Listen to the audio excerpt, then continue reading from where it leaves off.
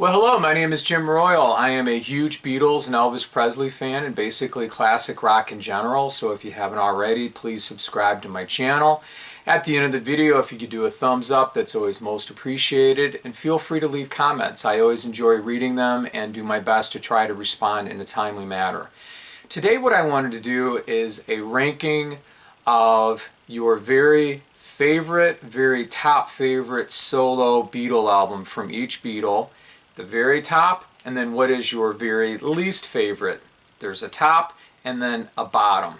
Alright, so we'll pick the very top and then the favorite from John, Paul, George, and Ringo in that order. And I also want to hear your comments. I want to hear what your favorites are and least favorites. And I thought that what we would do is focus on studio albums here. That's what I'm going to do. If you don't want to, you don't have to. You can do live albums, mix them in there. You can do box sets. You can do greatest hits packages, whatever you want. Okay, so let's start off with John's 1971's Imagine album. I love this album. This is my personal favorite, period, from him. Now, this is an album that was co-produced by Phil Spector. Half of these songs were written while he was a Beatle, and I think this is John at his best, at his most polished, and his most Beatle-y. The Beatles are my favorite group, so that's partly why I'm judging it the way that I am.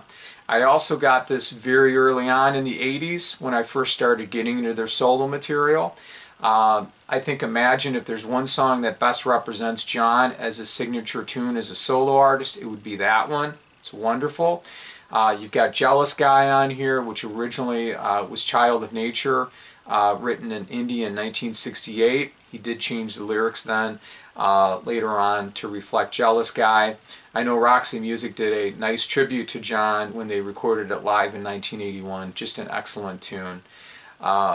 Just very nice. This album, I like everything on it. I love everything on it, in fact. You got other standout cuts on here. You got Give Me Some Truth, which is really good, a nice rocker. You got George Harrison on here and on a couple songs too. I love the song Oh My Love, nice guitar acoustic love song that he's on. And I also really love the Sgt. Peppery How Do You Sleep that he plays slide on. I can't tell you enough at how much I love this album. In fact, I'm really glad that it got the box set treatment a few years ago. Alright, well, my least favorite from John, and I'm not counting the experimental albums with Yoko, but this is an album that Yoko also is on. It's a John Lennon and Yoko album. It's called Sometime in New York City, and this came out in 1972. Again, this was co-produced by Phil Spector. Now, I got to tell you, John's heart is in the right place on this. Okay, he is writing as an album less songs about himself and about other people, very political in nature in this case, and I respect him for doing that. Okay, and I know that it was very passionate about it. Unfortunately, for me anyway, I felt that the songs appeared to be written rather quickly. And they also were recorded rather quickly, and I don't think that this is John at his best. My favorite song on here would be Woman Is the End of the World. It's an excellent tune, probably the most polished, and it's a song that's actually pro-woman, pro-minority. I would encourage you to give it a chance and listen to it. I've always enjoyed it a lot. Other songs on here, New York City's a good rocker. I like the song Luck of the Irish. I think that's a good tune. You've got Sunday Bloody Sunday on there. I kind of like that, how it fades like Helter Skelter does. And you think the song's ending, and then it comes back. And I like some of the Yoko songs on here too. Sisters Oh Sisters. I like We're All Water. I like Born in a Prison. So I'm not saying, it's a lousy album, but I'm just saying that as an album, it's not one of his best. Now, the second half of this is a live album, but I'm rating it because the first album is the studio. Alright, so now we're going to go to Paul McCartney. Paul McCartney, I'm going to count Wings material, but I'm not counting classical music, and I'm not counting The Firemen or any experimental projects. For me, it would have to be 1982's Tug of War.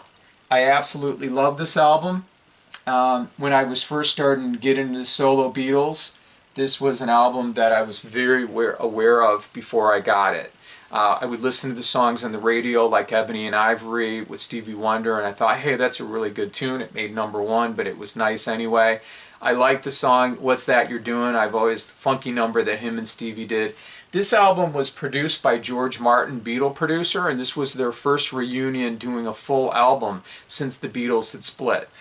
They had worked together on Live and Let Die, a wonderful single for James Bond that Wings did in '73. This was engineered by Jeff Emmerich, also a Beatle engineer on many of their classics. Great album, Tug of War, the title cut, man, you know, really good. It sounds Sgt. Peppery at the beginning, the intro, how it comes in. I really love everything on here. Some standouts also for me are Dress Me Up as a Robber, The Pound is Sinking. I love the fitting tribute to John with Here Today, sounding very Yesterday-like, you know, the way that they did the arrangement. Just really, I can't say enough about this. Take It Away is my absolute favorite song off of this, and one of my favorite Paul McCartney songs. It takes me back to just a magic time in my life, wonderful period growing up, and it's just, I still remember the video really clear, the fading flowers in a jar, and on MTV watching this video, just really excellent. So this is my absolute favorite. Well, my least favorite would have to be Driving Rain. This is from 2001.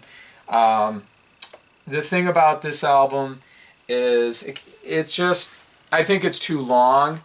I think there's too many songs on it.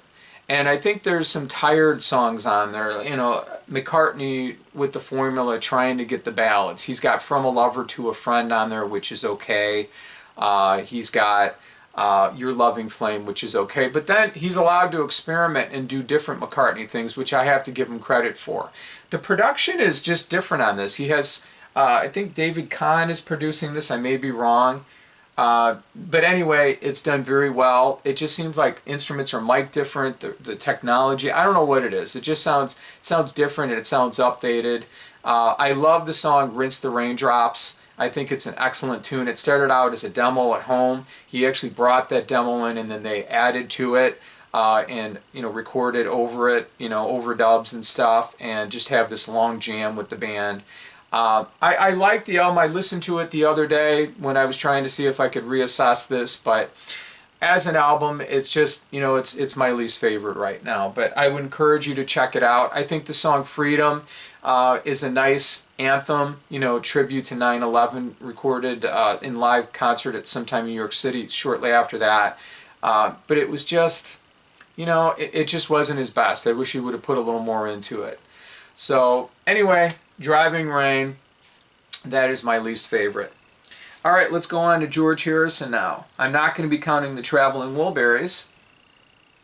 And I know a lot of you would say All Things Must Pass, definitely. The thing is, I didn't grow up with that album. I love that album. I think it's excellent. But what's near and dear to my heart is Cloud 9.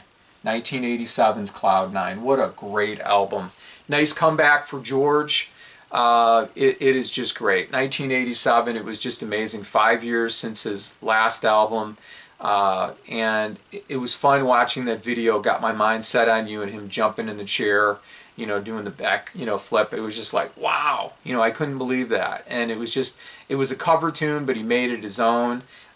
Really wonderful. It was co-produced by Jeff Lynne from ELO, and ELO was very much inspired by the Beatles. And in fact, people say that where I Am the Walrus and the Beatles left off, ELO continued in the 70s. And I gotta say there's some truth to that in many respects. What Jeff Lynne was able to do, he co-wrote some of the songs with him, with George, but he was able to help him tap into his Beatle roots, and I really like that. Some standout cuts on here, Just for Today, That's What It Takes. I love Devil's Radio. I think that's really good. I love the nostalgic When We Was Fab and the sitar sound at the end, you know, being played. I thought that was good. Just excellent. This Is Love. A little more maybe updated George, but it was great. Someplace Else. Just some really nice material on here. I would encourage you to check this out if you haven't already, or to reassess this. All right, well, my least favorite from George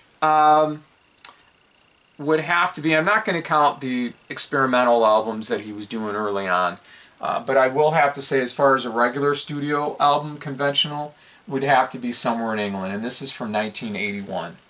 And the thing about this one is it was always difficult for me to get into. I got it pretty early on, a couple years after it was released, and I just never got into it. You know, I tried to. I got to tell you, I love the song all those years ago. Nice fitting tribute to John Lennon after he passed. You got the three remaining Beatles on it. Just wonderful, wonderful number one. I remember being on vacation, where I was at, and I heard they said this, announcing it was number one. It was just excellent.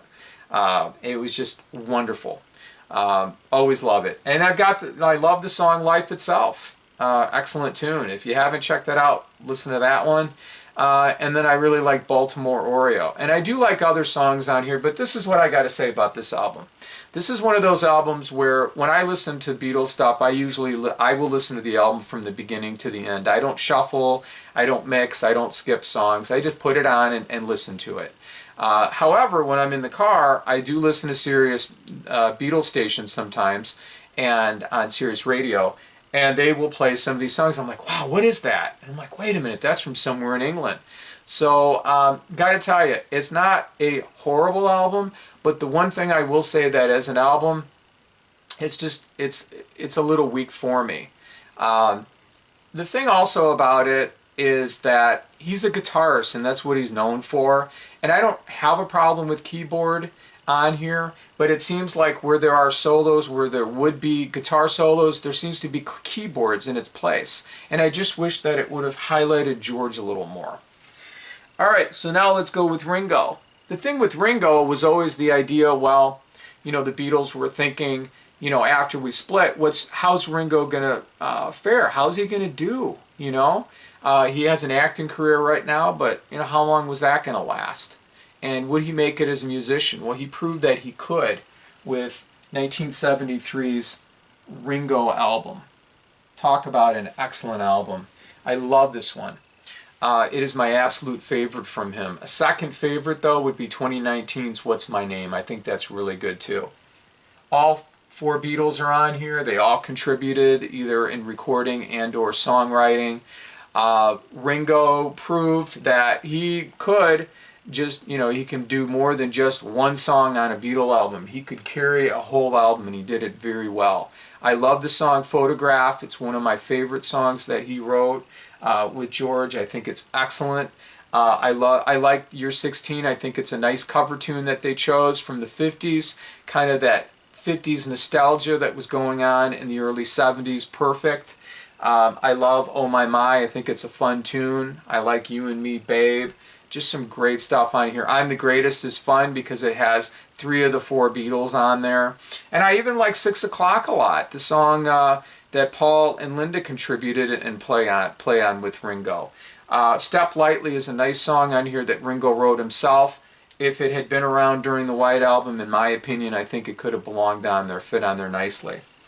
All right, well, with Ringo, I have not listened to a lot of his albums from the 2000s, so it's, but based on what I've listened to, I'd have to say 1981 Stop and Smell the Roses is probably my least favorite. I got this pretty early on. As you can see, it's a cutout a couple years after it was released. I was excited about it because I knew that George and Paul were on it again. He's got a lot of, talented musicians helping him. But I think this was kind of almost like, hey, gentlemen, we've got another album to do, and, let's get some material going. It was okay. I like the song Nice Way, or You've Got a Nice Way. I think it's a really nice song on here. I like the title cut, Stop and Smell the Roses. I think it's good. It's not great, but it's good. I'm not sure why he decided to redo Back Off Boogaloo. It's a good song, but I think that the original was much better. You've got some of the singles on here, like Attention and Private Property, that I know Paul helps them on, and it's just like, they're okay. What is that? Rack My Brain and Drumming Is My Madness. It was just all right. Some of the George stuff, Sure to Fall is a nice Carl Perkins cover that Paul's on and very country-like. So anyway, that does it. That's a wrap for today. I'd like to hear your comments about what your very top and your very least favorite are from each Beatle. And thank you very much for watching. And you have a nice day. Okay? Take care. Bye.